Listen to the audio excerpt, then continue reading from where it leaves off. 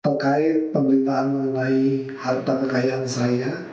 Sebagai pertanggung jawab, saya siap memberikan klarifikasi terkait harta kekayaan yang saya miliki.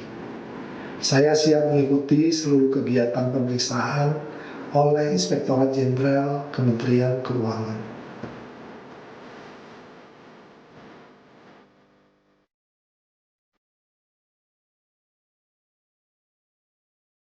Mulai hari ini, Saudara RAT, saya minta untuk dicopot dari tugas dan jabatannya.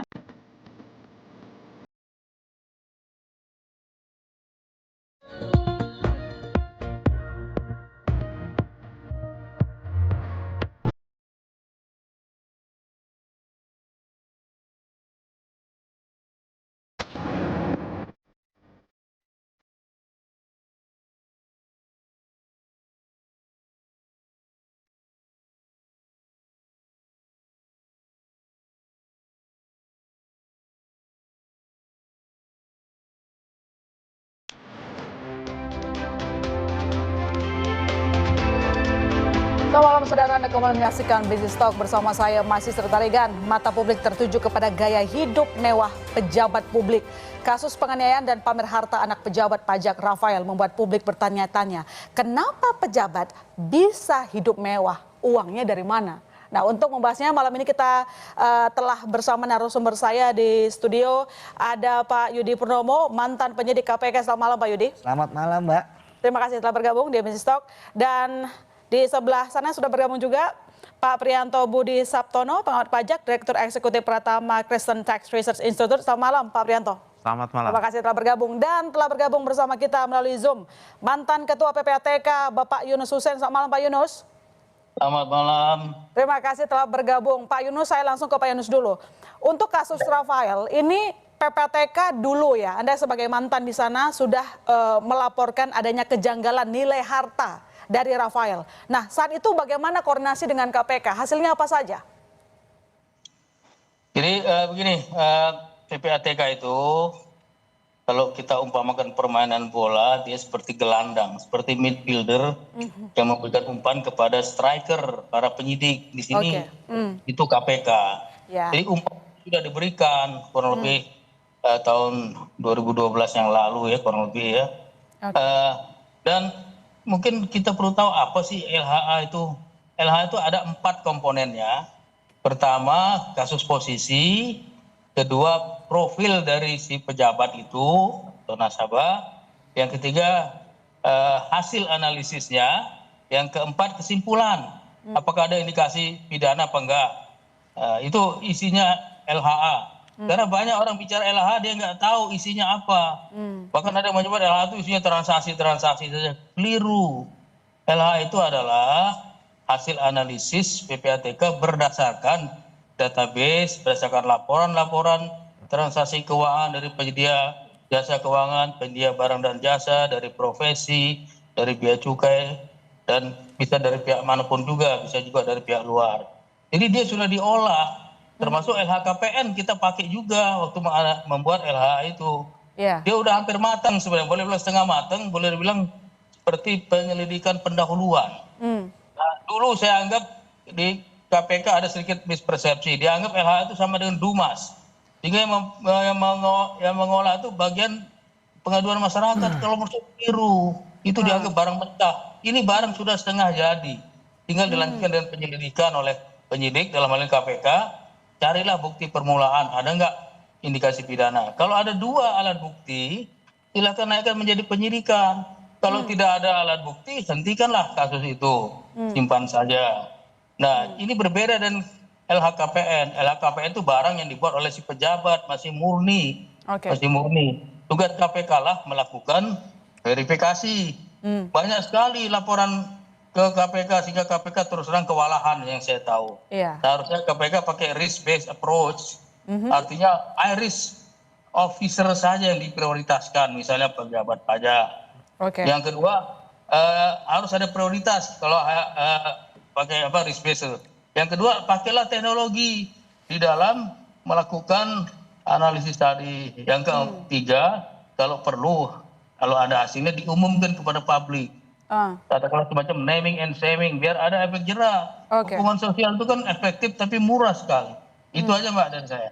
Oke, baik, terima kasih Pak Yunus. Saya ke Pak Yudi, kalau begitu seperti tadi sudah jelaskan, pertanyaan saya tetap sama Pak. Ini kasus, ini kita tidak menuduh siapapun ya, tapi Kementerian Keuangan sendiri yang mengatakan bahwa untuk total nilai harta dari Rafael ini patut dipertanyakan. Dan KPK juga sudah mengatakan tidak sesuai profilnya, begitu. Nah, tadi disampaikan bahwa PPATK itu sudah memberikan laporan. Saat itu kan Anda berada di KPK. Nah, maksud saya di sini pertanyaannya, kenapa, apakah saat itu memang berhenti di situ setelah dilaporkan oleh PPATK, atau kemudian ada kendala penyidikan sehingga tidak selesai sampai sekarang? Atau mungkin Anda bisa konfirmasi? Ya, jadi gini Mbak, LH dari PPATK itu ada yang LH memang dari transaksi mencurigakan yang belum ada sprindiknya, ya, tapi ada juga yang udah ada sprindik. Oke. Ya, misalnya kan saya sebagai penyidik yang menerima LH, kalau udah ada sprindik itu akan menjadi laporan intelijen ya kepada kita untuk kemudian kita kembangkan. Sudah enak kalau di penyidikan. Oke. Ya, tapi kalau LH tadi sudah sampaikan oleh Pak Yunus yang masih baru gitu ya, ada laporan misalnya perbankan, kemudian dianalisis oleh teman-teman, ya kan masuk ya ke KPK, itu kan direview ya oleh bagian dari KPK yang bukan penyidik gitu kan. Ya nantinya mereka akan, dan kalau mereka akan mereview ya mulai open source intelijen gitu kan, mulai dari mungkin ke lapangan dan sebagainya. Dan kalau saya lihat kan dari juru bicara akan menyampaikan bahwa itu hasilnya itu kan diserahkan kepada Inspektorat Jenderal. Karena apa? Karena memang Mbak, harus kita cari ya, kalau dalam tindak pidana korupsi kan kasusnya gitu kan. Karena sampai saat ini akibat belum disahkannya undang-undang perampasan aset, kita harus masih pakai penegakan hukum konvensional. Perampasan aset ya harus ada penyelidikan ada peristiwa pidananya, kemudian penyidikan ya ketika dua alat bukti dan sudah ada tersangka sampai nanti penuntutan dan juga selanjutnya. Jadi seperti itu. Nah, dari sini ya sebenarnya LH PPATK kemudian dari LHKPN ini kan sebenarnya kan saling membantu. Nah, sekarang permasalahannya adalah apakah kasusnya itu cash buildingnya itu yang mana? Makanya kenapa ada kasus yang transaksi yang mencurigakan, kemudian tapi kasusnya itu belum dapat. Ada juga saya mengalami ada laporan PPATK gitu ya, kemudian ada laporan juga kasusnya apa terkait misalnya penyuapan klop gitu kan. Jadi memang itu yang terjadi. Dan kita sendiri melihat bahwa LHKPN ini kan sebenarnya dan LHPTK itu kan sebenarnya pintu masuk. Tapi ya harus dikonfirmasi lagi gitu kan. Seperti itu. Jadi ya saya pikir inilah momentum Mbak. Kalau kita bicara per case ini, besoknya kalau misalnya permasalahan sistem yang nggak akan diubah, sama pasti besok ada pejabat punya uang 2 triliun, ya harus dibuktikan lagi 2 triliun kasusnya yang mana. Seperti itu. Sebelum saya lebih jauh ke sana dan juga tadi mengatakan soal RUU perampasan aset, Pak, berarti ini kita simpulkan sedikit, saat itu KPK dan PPATK sudah menyelesaikan tugasnya dan diserahkan ke Itjen Kemenkyu, tetapi belum ada follow up-nya sama sekali. Jadi berhenti di situ. Saya nggak paham follow up-nya seperti apa ya. Seperti itu. Tapi maksudnya udah berhenti kan? Waktu itu tidak ada perkembangan atau bagaimana? Ya, saya nggak paham. Ya kan, seperti apa? Itu ya, kita perlu konfirmasi ini ke Kementerian Keuangan sih, supaya tidak ada salah persepsi. Saya sebelum ke Pak Prianto, ini Menteri Keuangan mengatakan dan menyadari betul bahwa kasus ini bisa mengurangi kepercayaan publik terhadap Ditjen Perpajakan. Kita dengarkan dulu kalimatnya, silakan. Ayo kita sekarang merespons. Terjadi persepsi yang sangat negatif, bahkan menghakimi. Terjadi erosi kepercayaan kepada kita. Kalau saya mengatakan kita merasa kecewa pasti, marah juga, dikhianati jelas. Kita komit dan kita tetap menjaga tanggung jawab kita. Kita bangga dengan pekerjaan kita, kita juga bangga dengan integritas profesionalitas kita. Kita nggak defensif, Anda nggak nutupin dosa kok. Tapi kita harus memperbaiki reputasi Kementerian Keuangan, Direktorat Jenderal Pajak. Harus. Karena bagaimanapun juga sudah terpercik itu tadi dengan nila. Oke, saya ke Pak Prianto. Dengan adanya kasus pamer hidup mewah dari keluarga pejabat pajak, apakah ini memang sangat akan memengaruhi kepercayaan publik terhadap mereka para pegawai Ditjen Pajak. Padahal sebenarnya bermasalah mungkin nggak semuanya gitu. Masih ada yang kerjanya jujur. Masalahnya sekarang ada yang sekelilinnya curang kok gede banget. Misalnya katakan, saya ngomongin soal misalnya kasus yang dulu ya, kayak Gayus dan kawan-kawan. Silakan. Baik, karena nila setitik rusak susu sebelanga. Itu yang menarik. Sebenarnya satu ini tidak mencerminkan semuanya. Ya. Kemudian terkait dengan kepercayaan publik, saya sih melihat, saya optimis ya. Misalkan pegawai sudah dipotong PPh 21 ketika dia punya penghasilan. Dan dia lapor ya tinggal lapor aja. Nggak perlu kurang bayar. Secara umum begitu, kecuali dia punya usaha lain. Perusahaan juga sudah lapor bulanan. Angsuran PPh 25. Kekurangannya nanti di April. Itu untuk 2022. Jadi saya sih melihat betul kepercayaan bergoyang. Tapi kemudian kalau target, saya punya keyakinan betul goyang, tapi saya punya keyakinan Menteri Keuangan, Kementerian Keuangan, Ditjen Pajak masih mampu untuk bisa tetap mencapai target. Buktinya apa? Angin Praitno Aji dan kasus PT John Lynn 2022. Posisi beliau di level eselon 2 lebih tinggi dari yang sekarang ini. Iya. Kalau saya panggil Mas Alun karena kakak kelas ya. Oke, baik. Nah, gitu ya. Tapi kasusnya rame juga. Buktinya tercapai. Jadi sebenarnya kalau memang rame di media sosial oke lah. Tapi saya kok punya optimisme. Bayangan sederhana saya, nggak bayar pajak, nggak melapor, nggak apa-apa tanda kutip. Tapi awas nanti loh, kantor pajak punya kewenangan yang sangat luas. Jadi kepercayaan publik betul. Ya. Goyang, tapi kok saya melihat kalau sudah diproses secara responsif, cepat, itu akan bisa kembali. Memang satu ya, yang sering saya sampaikan, Kementerian Keuangan Ditjen Pajak harus membangun paradigma service and trust. Oke. Apa itu? Servisnya dulu, dikasih pelayanan-pelayanan, kemudahan, teknologinya diperbaiki, sekarang sedang proses. Mudah-mudahan dengan servisnya ini, kemudian trust-nya akan muncul. Oke. Itu. Oke, baik. Lantas apakah Anda, tadi soalnya Anda mengatakan respon yang cepat. Nah, kemarin ketika ada kasus anak dari R ini bermasalah, kemudian gaya hidup mewahnya juga diperhatikan, Kemenkyu langsung katakanlah mencopot. Setelah itu dia mengajukan resign begitu, tapi belum diterima tampaknya. Kemudian kemarin lagi Kemenkyu juga menyoroti Moge, klub Moge dari Ditjen Pajak. Apakah itu Anda merasa sudah tindakan yang patut diapresiasi? Ya, ini proses, Mbak. Okay. Jadi kalau sementara saya melihat oke, kemudian katakanlah misalkan Moge dari DJP 1 itu juga kemudian di ini. Nah, memang kalau kita melihat spirit dari seorang ASN yang ada di Undang-Undang ASN, Undang Nomor 5 2014 itu memang pengabdian. Bahkan Cahyokumolo mengatakan kalau pengabdian ya jangan berharap penghasilan tinggi. Ya. Kalau penghasilan tinggi ya usaha. Tapi kalau di situ memang betul akan memunculkan masalah. Masalahnya kenapa? Pengabdian tapi kemudian pamer harta. Ini kan nggak sejalan. Ya. Jadi memang meskipun punya harta karena mungkin punya usaha. Nah itu ya jangan wah sehingga kesan abdi negara di masyarakat ini kemudian tercoreng karena pamer harta. Demikian. Oke, dan untuk mengingatkan publik terkait dengan langkah Kementerian Keuangan, kita akan dengarkan sekali lagi pernyataan dari Kementerian Keuangan, Menteri Keuangan Sri Mulyani, pencopotan dari Rafael. Berikut ini. Mulai hari ini Saudara RAT, saya minta untuk dicopot dari tugas dan jabatannya.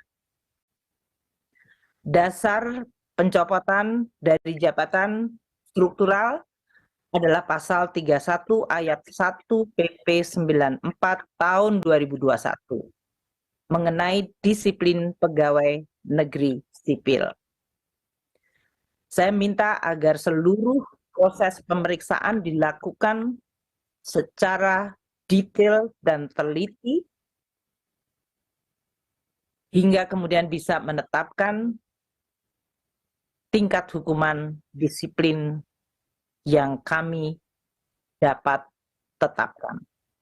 Oke, saya ke Pak Yudi, ini dijawab singkat saja. Pak, tadi kita dengar juga pernyataan dari RAT ya, yang mengatakan siap mempertanggungjawabkan kalau ditanya soal hartanya. Anda nanggepinnya itu apa? Apakah itu tandanya bahwa memang seorang pegawai pajak eselon 3 ini bersih, atau apa yang Anda lihat? Ya, jadi gini Mbak ya, LHKPN itu kan adalah laporan bagi penyelenggara negara yang self-assessment. Artinya dia sendiri yang melaporkan hartanya berapa. Baik harta istrinya, hartanya dia maupun anaknya yang di bawah umur. Baik atas nama dia maupun yang belum dibalik nama. Asetnya itu mulai dari kendaraan, mobil, rekening, deposito, emas, gitu kan, rumah, tanah dan sebagainya. Artinya ketika dia menaruh itu di LHKPN dia, maka ketika nanti diklarifikasi oleh KPK pasti udah siap. Dia pasti kan pertanyaan dari KPK kan seperti ini. Anda beli ini kapan? Dari mana? Berapa harganya? Siapa yang menjual? Kalau cash, uangnya dari mana? Kalau dari rekening, mana bukti transfernya? Mana pembayaran pajaknya? Pasti seperti itu. Jadi kalau pengalaman saya, ya orang yang menaruh laporan kekayaan mereka di LHKPN itu saya pikir adalah orang yang sudah hartanya yang sudah bersih, yang siap dia ketika ditanyakan mau dari A sampai B sampai C itu dia siap. Seperti itu. Karena pengalaman saya sebagai penyidik, Mbak, ketika menangani kasus korupsi, kalau tadi kan hidup mewah pejabat hartanya dari mana? Ya, hartanya dari mana? Ya dari korupsi gitu kan. Ketika kita menangani kasus korupsi, ya itu justru yang kita sita. Ya, mau baik jam tangan mewah, rumah mewah, motor mewah gitu kan, moge dan sebagainya, itu tanah, itu justru yang tidak dilaporkan di LHKPN. Dan itu bisa didapatkan ketika kita melakukan penggeledahan. Kita memeriksa saksi. Ya, ketika kita kemudian melakukan profiling. Karena justru mereka ini menyembunyikan yang dari LHKPN ini itu bukan atas nama mereka, atas nama pembantunya, atas nama supirnya, atas nama saudaranya yang bukan keluarga inti. Jadi justru ya sekali lagi bahwa LHKPN ini itu biasanya adalah harta yang udah bersih, ya, yang sudah bisa tanggung jawabkan. Nah, ketika menyidik kasus korupsi, yang ditemukan justru yang disita adalah harta-harta yang nggak masuk di dalam LHKPN, seperti itu. Lantas bagaimana cara kita untuk menemukan adanya kecurangan? Nanti dijawab Bapak-Bapak, saudara jangan kemana-mana. Business Talk masih akan segera kembali.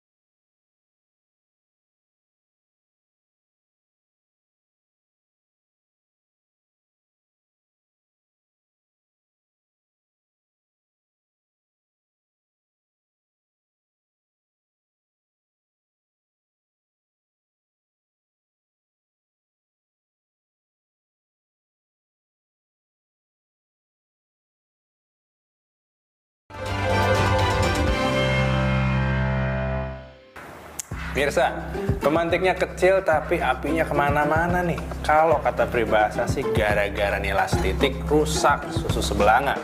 Yang saya maksud itu kisah cintanya Mario Dandi nih. Nih, sampai kemarin berakhir kepada penganiayaan, gaya hidup sampai kekayaan pejabat pajak itu disorot. Nah, anyway, semua pegawai Kementerian Keuangan di semua direktorat tanpa terkecuali sekarang harus lapor harta kekayaannya loh. Nih bro, liburan gua kemarin. Jepang nih ya? Jepang dong. Jauh Keliling banget. dunia lah kita. Ini jalan-jalan kayak gini, duitnya dari mana? Ini apa nih? SPT lah. SPT? Iya. Emang udah boleh lapor sekarang? Ya udah boleh. Nggak takut? Belum. Udah ngambil, nggak takut laporan? Enggak lah. Jujur. Oh, jujur. Jujur. Ya udah kalau begitu. Ini duluan deh, ntar kasih tahu caranya gimana ya? Jangan lupa tapi lapor Iya, ntar ngambil dulu, ini aja baru lihat nih. Oke. Ya udah.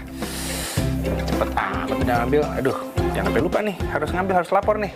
Pemirsa, lapor harta kekayaan itu ada mekanismenya. Kalau yang bersangkutan itu pejabat eselon atau posisi khusus, maka wajib lapor kekayaan ini lewat mekanisme ELHKPN yang dikelola oleh KPK.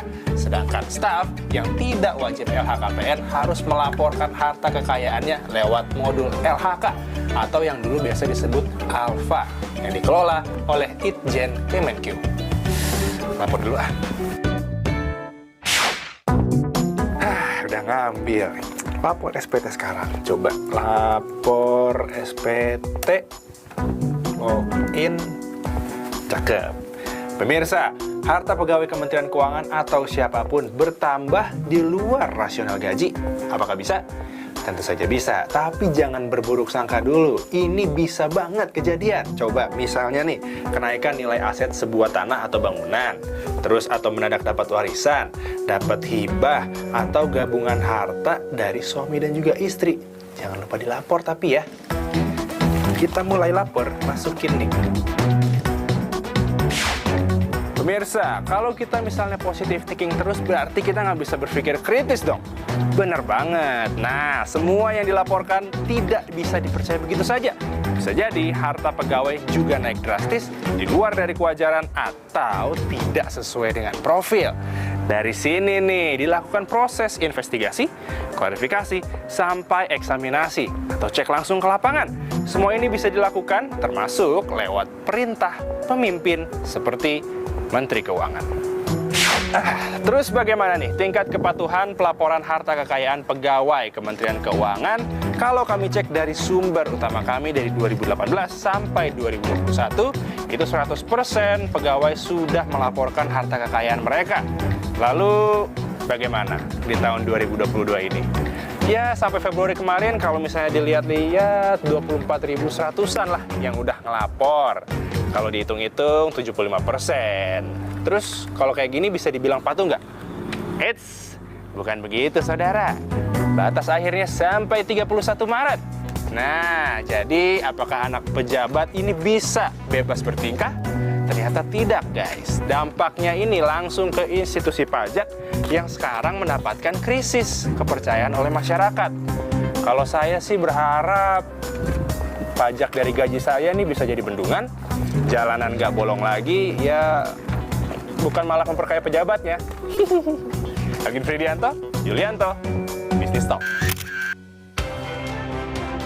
Ya, kita lanjutkan diskusi kita tadi. Kalau dari Pak Yudi mengatakan orang yang sudah melaporkan hartanya di LHKPN sebenarnya tahu benar bagaimana menjawab nanti. Istilahnya dia udah rinci nih apa nanti mau ditanya, yo saya bisa jawab. Jadi agak susah untuk menemukan harta-harta tersembunyi lah, saya katakan begitu ya. Saya ke Prof Yunus.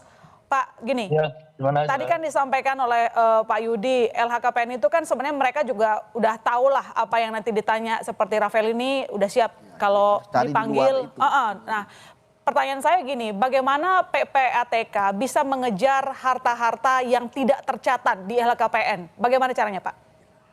Jadi begini, saya mungkin kurang sependapat sama Profesor Yudi itu teman saya. Karena apa?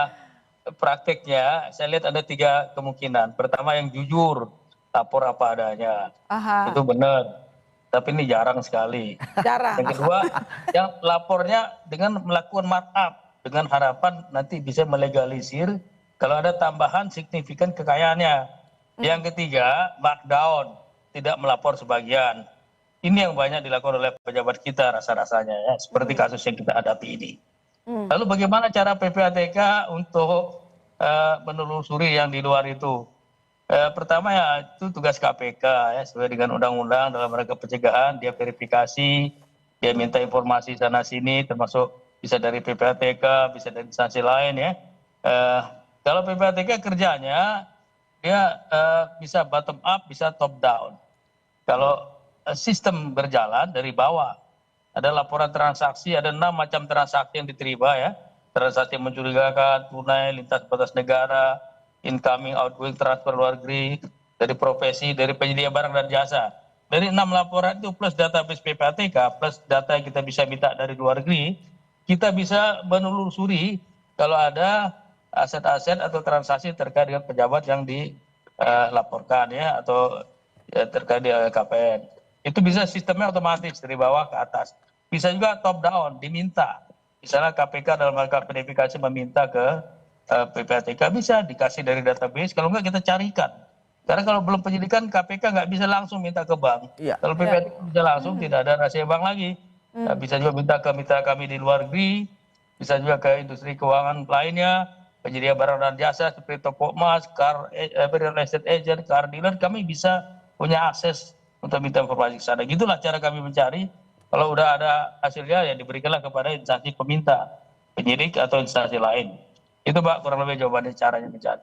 Oke, baik. Terima kasih Pak Yunus, dan saya mau ke Pak Priyanto. Pak Priyanto, kalau kita lihat ini banyak netizen yang, bukan netizen, masyarakat ya, sebagai wajib pajak sudah mulai agak menyuarakan pendapatnya, mempertanyakan uang saya dikemanakan, saya udah kerja capek-capek bayar pajak, ini orang pegawai pajak punya harta dilaporin pun enggak pajaknya, begitu ya. Apa yang harus respon tercepat yang harus diambil oleh Kemenkyu agar kepercayaan publik dapat segera pulih? Baik, ketika orang nggak mau bayar pajak, itu sebenarnya karakter dari pajak tanda kutip yang maksa seperti perampokan. Tapi nggak boleh berhenti di situ. Makanya dulu sebelum, kalau kita belajar pajak, itu taxation is robbery. Ada juga taxation is legalized robbery. Sampai akhirnya taxation without representation is robbery. Itu ada di pasal 23A Undang-Undang Dasar 1945. Tanpa kasus ini pun sudah banyak masyarakat nggak percaya pajak, nggak percaya ini karena apa? Ya karena maksa. Sekarang siapapun orangnya nggak mau dipaksa. Nah ini menambah tanda kutip rasa ketidakpercayaan. Kalau ditanya bagaimana caranya, memang pilihannya itu kalau di dalam administrasi perpajakan ada dua. Mau paradigma cop and robber, cop berarti si petugas pajaknya kayak polisi, wajib pajaknya kayak ngerampok. Lu nggak bayar pajak lu. Nah, itu. Nah, ini ditinggalkan. Kenapa? Karena nanti akan ada enforced compliance. Kepatuhannya dipaksa. Nah, makanya saya kembali lagi yang digadang-gadang oleh Kementerian Keuangan dan di dalam literatur penelitian itu adalah service and trust. Pelayanannya diperbaiki, terus ditingkatkan sehingga merasa mudah. Kemudian dari sisi orangnya, dalam komunikasinya enak, dengan demikian akan muncul trust. Sehingga pada akhirnya wajib pajak punya voluntary compliance. Pilihannya dua itu aja. Pilihannya dua itu aja. Nah sekarang kalau udah ngomong trust ini ya memang pasangannya adalah service. Caranya itu. Dan gimana? Tetap pengawasan ada, dua-duanya tetap dipakai. Kalau yang ngemplang sudah ada cop and robber. Tapi kalau yang memang dia patuh, kasih fasilitas, kemudahan, kemudian minta pengurangan, kasih. Kayak sekarang misalkan restitusi pendahuluan tadinya 1 miliar, 5 miliar dan akan ditetapkan.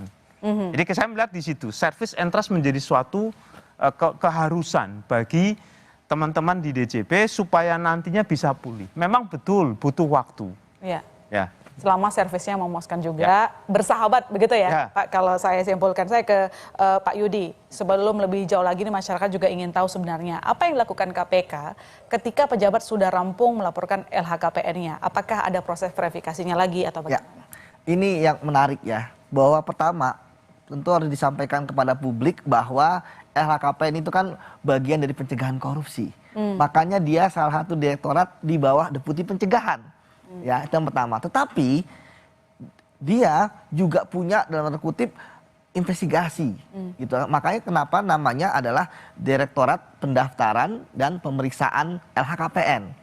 Ya, jadi LHKPN yang sudah ada, yang sudah didaftarkan ini, ada yang menarik adalah bahwa ada surat kuasa ya dari para wajib lapor ini untuk bahwa KPK bisa membuka menelusuri rekening yang dimiliki oleh PN berikut dengan keluarganya. Yang dari tadi kemudian ketika dilaporkan kan tentu ada semacam tabulasi coding ya bahwa ini red flag. Nah, ketika ada red flag, nah itu yang diperdalam. Nah, ini akan lebih mudah gitu Mbak ya. Ketika ada benar dikatakan oleh Prof Yunus ya, lebih mudah ketika ada proses yang lagi berjalan, case building di penyidikan misalnya. Nah, itu udah enak. Jadi LHKPN ini akan membantu mensupport penyidikan. Tapi kalau belum ada kasus sama sekali, ya ini tentu verifikasinya harus benar-benar detail, harus dicari. Makanya mutasi rekeningnya itu bisa dilihat, ya kan? Mutasi dipelajari. Bekerja sama juga tadi benar, karena dia KPK bisa aktif dengan surat kuasa itu atau meminta bantuan PPATK. Dan saat ini kan lebih banyak ke bantuan kepada teman-teman di PPATK. Namun ya data yang diberikan kan data intelijen, ya bisa digunakan di persidangan. Tetapi dari data PPATK dan saya sudah berpuluh-puluh kali lah mendapatkan LH itu, kita sebagai penyidik begitu mendapatkan laporan ada transaksi ada hasilnya dan sebagainya, kita langsung minta periksa pihak bank terkait ini dan sebagainya. Jadi memang sekali lagi ada hal yang sistem hukum yang perlu kita tambahkan mumpung lagi momentum ini. Yaitu tadi ada 3 yang saya usulkan. Pertama, LHKPN harus ada pidananya. Jadi orang yang melapor ya tapi tidak benar itu bisa dipidana. Sama orang yang tidak melapor apalagi, karena sekarang ini sanksinya kan masih sanksi disiplin PNS. Ya, itu juga baru tahun 2001 PP 94. Sanksi disiplin ya. Iya, sanksi disiplin seperti itu. Kemudian yang kedua, pembuktian terbalik gitu kan. Kemudian yang ketiga, undang-undang perampasan aset yang presiden selalu membicarakan berkali-kali ya. Padahal waktu revisi undang-undang kita bicara cepat sekali kan. Ya, ada revisi undang-undang KPK gitu kan. Nah, ini kenapa undang-undang perampasan aset sampai harus 3 kali presiden menyatakan kepada publik, termasuk terakhir kemarin ketika indeks persepsi korupsi kita anjlok, ya kan 4 poin dari 38 ke 34, ngomong lagi beliau. Saya juga yang saya takutkan sekarang jangan-jangan kasus ini bisa bikin indeks persepsi kita turun lagi seperti itu. Oke, baik. Ini nanti kita akan lanjutkan lagi, Pak Yudi. Saudara jangan kemana-mana, Business Talk masih akan segera kembali.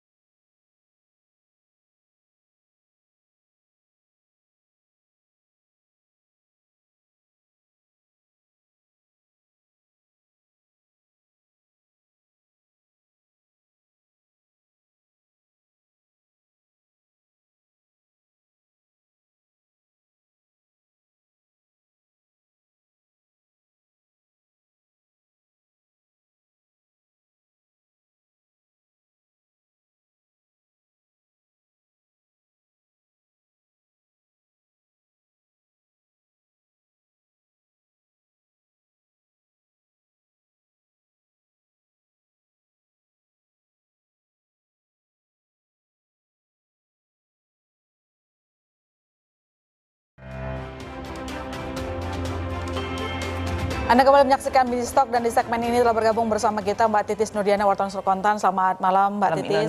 Malam Bapak. Nanti saya minta Mbak Titis untuk menyimpulkan pandangan redaksional kita yang berada di tengah-tengah ya Mbak Titis ya begitu. Saya ke Pak, akan selalu di tengah-tengah dong gitu ya. Saya ke Pak Yunus. Pak Yunus, mengingat bahwa sebenarnya pejabat publik yang bermasalah punya kekayaan yang cukup signifikan ya, besar jumlahnya, ini kan memantik kemarahan publik. Terakhir yang R ya, yang katanya memang siap untuk mempertanggungjawabkan hartanya. Apakah dengan adanya kasus dari pejabat publik yang suka pamer harta ini bisa membuat PPATK untuk memeriksa menyeluruh harta para pejabat, Pak? Skemanya seperti apa kira-kira? Begini, jadi kita tadi saya sebut ada bottom up, otomatis sistem, ada top down. Kalaupun tidak diminta, PPATK bisa melakukan permintaan, bisa memeriksa juga penyedia jasa keuangan dalam rangka mencari informasi, dalam rangka membuat hasil analisis ya, membuat analisis terkait dengan hasil-hasil tindak pidana itu. Jadi bisa sekali. Biasanya kalau ada yang menarik perhatian publik itu langsung didalami biasanya. Itu salah satu triggernya. Tadi saya sebutkan yang kita dalami kan biasa menyangkut pejabat publik, penyelenggara negara, jumlahnya besar, ataupun terkait dengan kasus yang ada. Jadi kalau rame-rame di publik itu pasti didalami, pasti dicari dan akan ditambah LH-nya kepada KPK nanti. Oke, momen yang tepat untuk bersih-bersih ya Pak, berarti ya? Ya ini timing untuk memperbaiki sistem yang ada dan LHA hendaknya lah dianggap sebagai suatu hasil katakanlah intelijen yang sudah ada separuh penyelidikan, di follow up dengan penyelidikan, jangan dianggap lupas lagi karena sudah pakai analis, pakai data yang begitu banyak. Kemudian coba dilihat apakah ada gratifikasi, suap atau yang lain-lain. Kemudian dilihat beliau ini kan berusaha ada di Jogja, ada Jakarta, ada Medan. Coba dilihat, kalau usahanya sumbernya dari warisan atau sumber yang sah tidak apa-apa. Tapi kalau usahanya sumber dari sumber yang tidak sah, itu bisa jadi modus TPPU yang namanya commingling, mencampur uang halal dan haram dalam usaha. Nah ini yang banyak yang bisa dilihat lebih jauh lagi oleh KPK terutama yang harus memfollow up LHA dan harus memverifikasi LHKPN itu. Nah ini mungkin perlu kita dorong bersama sehingga ada hasilnya, ada perbaikan gitu. Iya, kita karena kekayaannya sama gajinya terlalu ini jomplang. Kekayaannya mirip melebihi kekayaan Dirjen Pajak dan mendekati kekayaan Menteri Keuangan malah. Cukup aneh begitu ya. Kita tunggu nanti komitmen dari mereka yang bisa menginvestigasi soal kekayaan para pejabat publik. Saya ke Pak Prianto. Kalau begitu Pak Prianto, kalau kita ngomongin soal pejabat publik korup, ini bukan kali pertama yang sudah terbukti itu, katakanlah kasus Gayus, kemudian Wawan Ridwan begitu ya. Mereka kan juga bermasalah. Di mana sih celah mereka bisa bermain di bawah tanah? Maksudnya ini kan eselon 3 gitu yang bermasalah. Apa yang perlu kita perbaiki? Kalau kasusnya Gayus memang berbeda dengan kasus yang sekarang. Karena dari kasus Gayus itu kasusnya di keberatan dan banding. Intinya adalah ada hubungan mutualisme. Saya ingin utang pajaknya rendah karena orang pada nggak mau bayar pajak. Karena tadi karakteristik yang maksa, kemudian ada ungkapan taxation is legalized robbery, walaupun itu sudah ditiadakan tapi tetap muncul sifat memaksanya di Undang-Undang Dasar dan di pengertian pajak, pada nggak mau. Nah, kalau dulu memang ada di keberatan dan banding. Kenapa? Nego. Intinya nego, hubungan mutualisme. Kalau bahasa Jawa, wani piro. Nah, mau tingkat berapa? Atau yang kedua, ono rego, ono rupo. Ada harga, ada barang. Ini mau yang mana? Kalau yang kayak gini, nah itu. Nah, itu kayak yang dulu. Nah, kalau yang sekarang di level pengadilan pajak sudah sulit. Kalau oknum selalu ada. Panitera juga sudah sulit. Walaupun oknum selalu ada, ya dimanapun itu ya. Kenapa? Nah, dari pengalaman misalkan banyak orang, termasuk saya sebagai kuasa, itu lebih fair ketika keberatan dan banding. Nah, sekarang ini masalahnya ada di level pemeriksaan. Nah, ada 3 kemungkinan yang terjadi. Wah, ini utang pajak besar.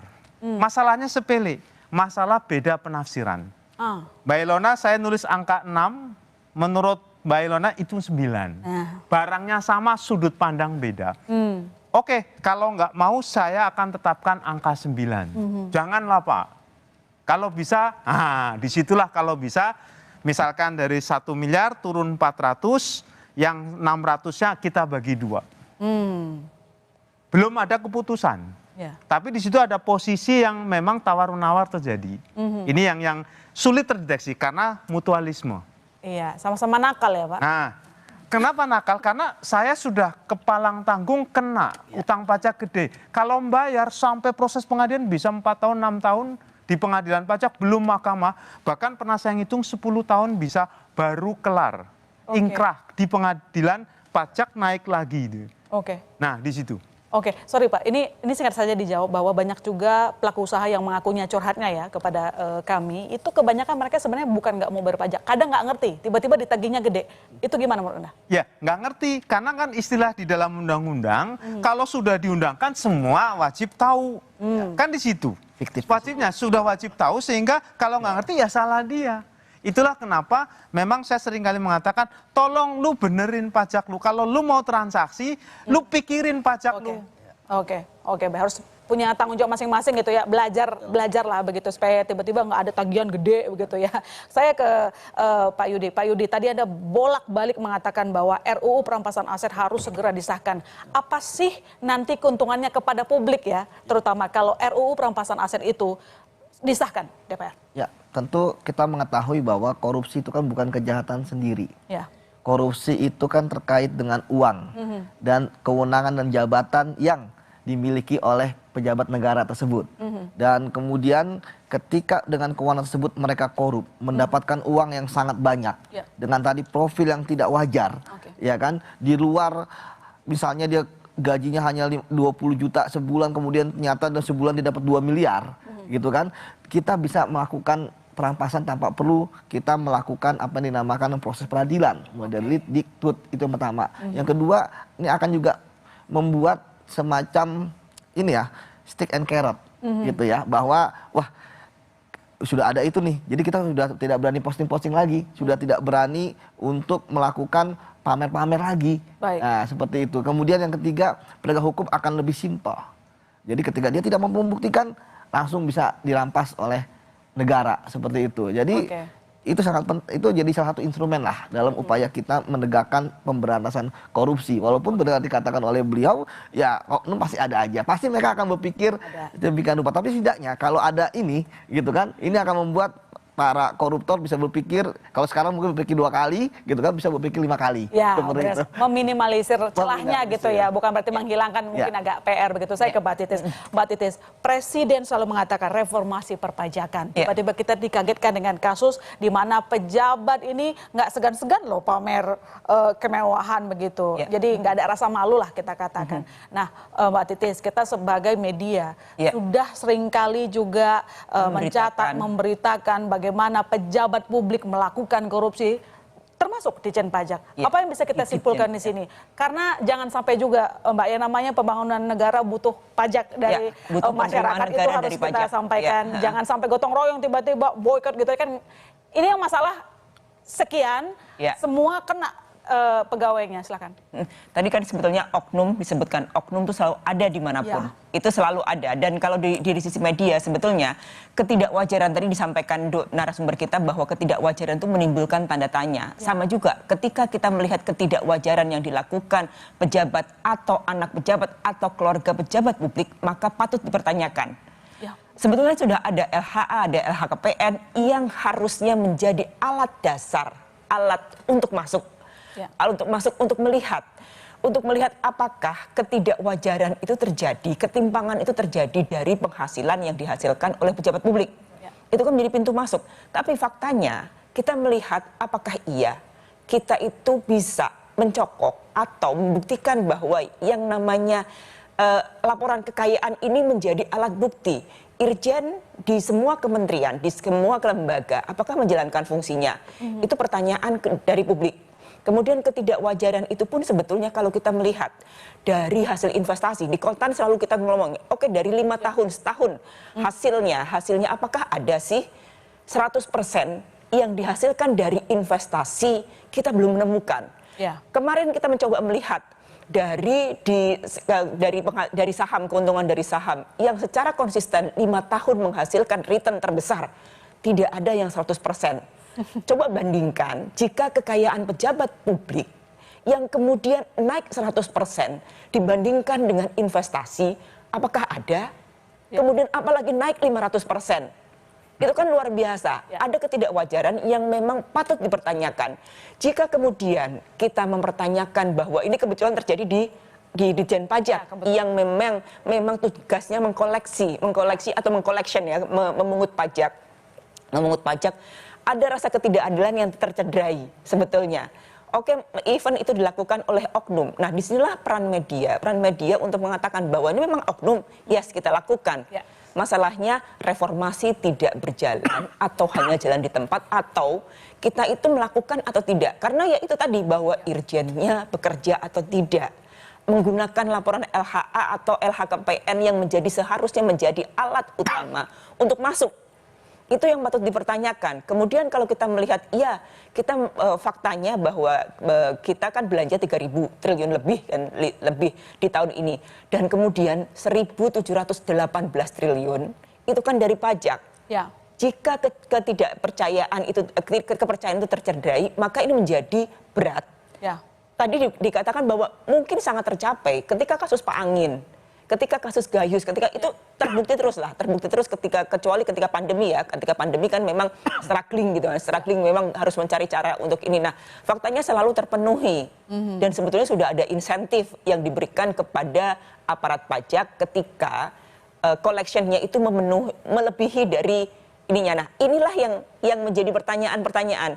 Baik. Publik boleh tercederai, tapi tetap harus kewajiban dari warga negara untuk membayar pajak. Tapi tolong dong lakukan pembenahan yang serius bahwa reformasi tetap jalan dan LHA ataupun LHKPN menjadi alat utama untuk mengetahui ketimbangan antara penghasilan, antara insentif dengan kekayaan. Tidak ada loh ya yang investasi bisa menghasilkan setahun 100% apalagi 500. Ini yang harus kita lakukan, kita buktikan bahwa memang itulah yang memang harus diselidikin. Iya, kepercayaan publik bisa diraih dengan konsistensi reformasi perpajakan. Jujur begitu. Terima kasih Mbak Titis Nurdiana Wartawan Kontan atas ulasan dari redaksional, dan saya juga ucapkan terima kasih kepada Pak Yudi Purnomo dari mantan penyidik KPK. Terima kasih banyak. Semoga nanti RUU perampasan asetnya dapat segera dibahas di DPR. Saya juga ucapkan terima kasih kepada Pak Prianto, pengamat pajak, Direktur Eksekutif Pratama Kristen Tax Research Institute. Terima kasih Pak. Dan tentu saja telah bergabung melalui Zoom ada Pak Yunus Hussein,